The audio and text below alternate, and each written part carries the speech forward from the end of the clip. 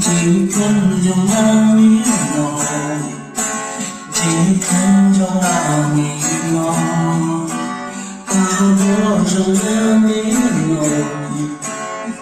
chỉ trong nắng miếng nồi, lòng anh nhớ rồi, tâm em đi đâu, ngày hôm trong Serjiwa Umanya Menyata Menjam Tanya Berubah Tiskan Jangan Bero Timpuk Jangan Bero Belum lokjola Kan yang setan Untuk yang Aku kan mendaki Ohnya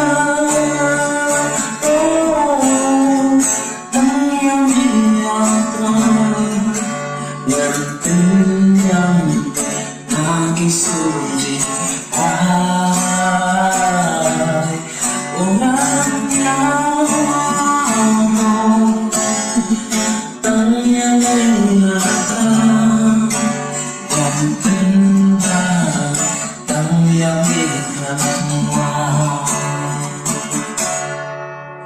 Misalnya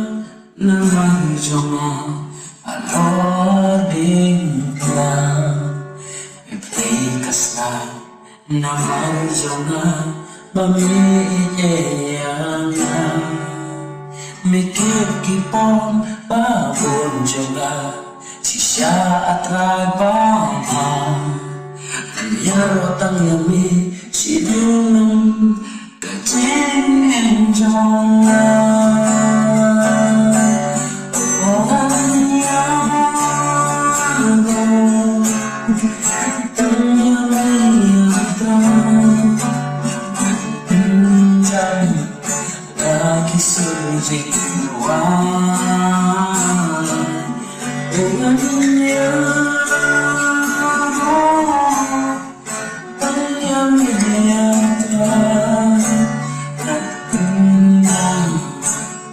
Kisah